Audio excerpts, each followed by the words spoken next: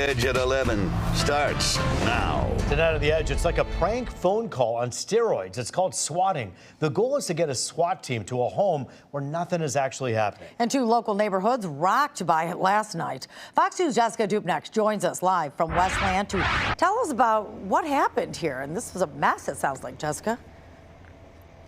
Well, it definitely sounds like these 2 calls are related, happening last night in 2 different communities here in Westland, down in Monroe. And we got a recording of one of those 911 calls. Wait until you hear it. It is incredibly realistic. It's absolutely disturbing that people take the time to do this. Police are telling me it sucks so many of their resources. Listen to me. I'm going to do a bad thing. Okay, what's going on, sir? I have my wife tied up hostage and my daughter. That caller dialing into Westland's 911 Tuesday night. He said he was going to kill his wife and 6-year-old daughter, even hurt himself. You could hear crying on the line. I'm going to kill her. You said it was just you, your wife. Yes, it is, okay? I'm going to kill her. Almost the exact same call Tuesday night into the city of Monroe's dispatch. Dispatch could hear what sounded like gunshots. The goal of swatting pranks are to get SWAT teams to a location, usually a house, where there aren't any real issues going on. It worked in Monroe. Streets shut down and as many as 40 officers lined the neighborhood for 3 hours. They thought it was a real threat. I had the whole city up and rocking for a second there, you know. In the Westland case, the man targeted lived off Cherry Hill near Merriman. He was home alone when police made contact. Because of his cooperation, they figured out it was a swatting call quickly. SWAT never responded there. Cops, ambulance everywhere. Drone up over top. It was tougher to rule out a real threat down south. No one was home at the house that was targeted. It absolutely is frustrating. It's pulling resources away from the other calls that we need to be responding to. It looks like both addresses were chosen at random by the pranksters, and by the sounds of the storyline from each call, likely by the same guy. Now they'll try and figure out who they are. They are difficult to investigate. They are difficult to find perpetrators. That one call that we played you goes on for about 4 minutes. It's really creepy just how realistic it is. You heard from the director of public safety there down in Monroe saying that it's not super promising that they can track these guys. That's because it's just so easy to fake these numbers, but they are going to try. Reporting live in Westland, Jessica Dupnex on The Edge. And there are serious crimes. I mean, if you get caught doing this, you'll have to pay. But Jessica, you said the fake numbers, but it sounds like it could also be AI or fake voices as well. Yeah, we were trying to figure that out all night, listening closely to that call. It doesn't sound super distorted. I mean, and those cries when you hear it are so realistic, but you wonder with all the tools that police have now, maybe there's some way to compare voices or something like that.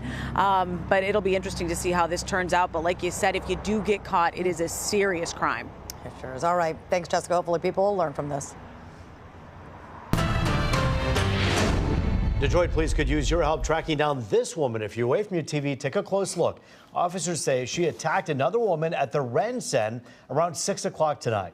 Apparently, they got into an argument at the food court when police say the victim followed the suspect to the bathroom and they started fighting. The offender then pulled some type of a sharp object and cut the victim underneath the left armpit once, with a bystander believed to be a boyfriend of the victim attempting to separate the 2 women. Officers say the suspect left the area about 20 minutes later and changed clothes. We're told the victim is in stable condition. A Detroit couple killed in a deadly crash on the city's west side last week, the 2 leaving behind 5 children. Now family and friends are remembering their impact in the community as urban missionaries. Fox News' Dave Kinchin with their story. They were what I like to call kingdom nice. You know, they were just really, really nice people. And unfortunately, there's a shortage of nice people in the world. Pastor Phil Carr of Christ Church of Southfield remembers 2 dear friends lost in a most unspeakable way. 43-year-old Kwasi Agbota and his wife, 41-year-old Elizabeth, struck and killed while waiting for the bus at Finkel and Evergreen Friday night. They now leave behind 5 young children. Kwasi and Elizabeth was different in a good way. So they most definitely were different, you know. didn't have transportation on purpose, you know. They live a simple and meager life on purpose, you know, and really wanted to give themselves to the community. The couple proudly called themselves urban missionaries. Friends say they moved into Detroit way before it was cool to be in the city and focused on mentoring young people. Their specialty was education. And so educating children, encouraging children, empowering children. In fact, Kwasi wrote several children's books. You think about all the evil and all of the folks that are going around in the world, and you think about these two wonderful people who had dedicated themselves to God and to our community, and to think of the horrific way their lives were taken. Yeah. All right, and so it was a gut blow. Wayne County prosecutor Kim Worthy charged 33-year-old Deja Berry in connection to the crash that killed the couple. Investigators say she was driving at a high rate of speed when she lost control, crossed over into northbound Evergreen Road, and struck the couple at the bus stop. I've been praying for her. All right, and so you know, because who hasn't done dumb stuff? All right, but unfortunately, the dumb stuff that she did has cost 2 lives. Berry's attorney said she did not remember what took place and might have had a seizure. Prosecutors held firm. She knows she shouldn't have been out there, but because she defied those rules that are in place to prevent things like this, 2 people are dead. They're no longer here. Family and friends are now working on a celebration of life while doing whatever they can to support 5 children who will now face life without the 2 people who brought them into this world and who loved them the most. Boy, what a family they were. They were big time family people. Every time you saw Kwasi, he had the 2-year-old on his neck. And prosecutors charged Berry with 2 counts of reckless driving causing death and 2 counts of driving while license suspended, revoked, or denied causing death. Dave Kinchin on The Edge. You think you're a hero? I think I would have done what any macho man would have done because a baby was screaming and being eaten by a dog. A Taylor man rushes to the rescue of a 3-year-old girl after an 80-pound pit bull mix latched on and then wouldn't let go. We're told it happened this morning at the Robinwood Villa Mobile Home Park. Eddie Cooper jumped into action as soon as he says he saw what was happening. Banged it in the head. The dog? Yes, as hard as I could. Kaboom, kaboom. It had bit the child in the face and went back to its legs. So I had a good place to bang it. Bop, bop, the dog flopped. Well, we're told the little girl is dealing with serious injuries with surgery likely on the table. It's evil, and it's evil. And I'm just letting it be known to any adult strip club in the city of Detroit or anywhere else.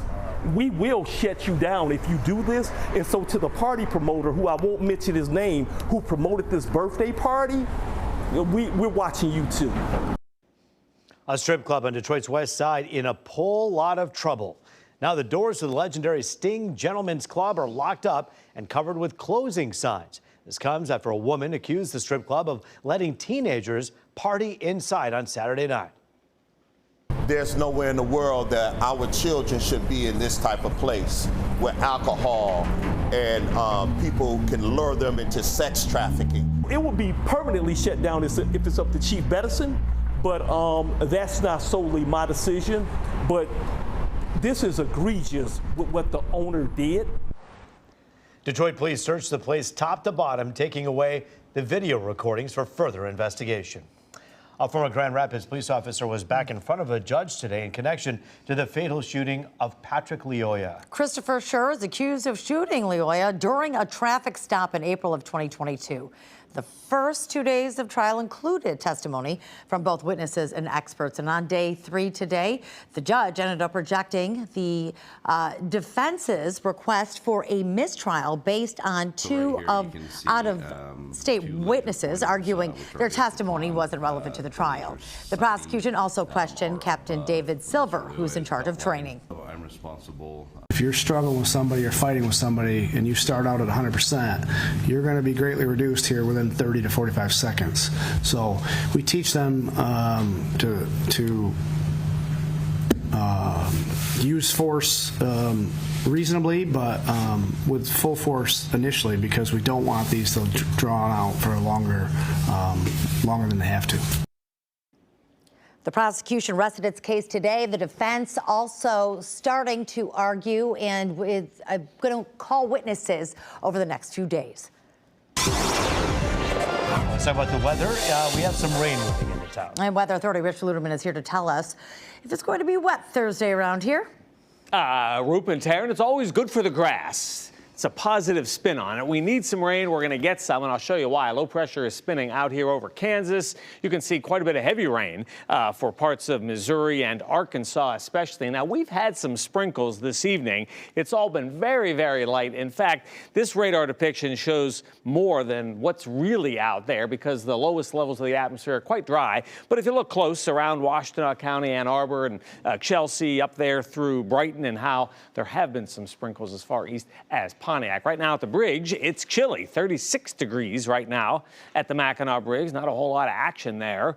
Here are the daytime highs today. Remember, yesterday we were in the middle 80s. Today we topped out in the lower 60s, so noticeably cooler, but a quiet Wednesday for 63 and 40, the high and low. Right now, a lot of us are near 50 degrees, give or take a few. The breeze is pretty light from the east and southeast. Take a look at these numbers. 47 Ludington, 37 up there in Marquette. But our next area of low pressure moves up into the Great Lakes tomorrow. I'll stop the animation mid-morning, and you can see some rain, perhaps even a rumble of thunder, and then all of this is out of here by Friday morning. It is going to be cooler to end the week. You'll see that in the forecast. The bullseye for severe weather tomorrow is going to be south of us, especially for Ohio and western Pennsylvania. A couple of showers around late tonight, a better chance for wet weather tomorrow. Not an all-day soaker, but showers coming and going. Right there is the 7-day forecast. Cooler for Friday and Saturday, better for the second half of the weekend. Rupe and Taryn, a full check at 4 a.m.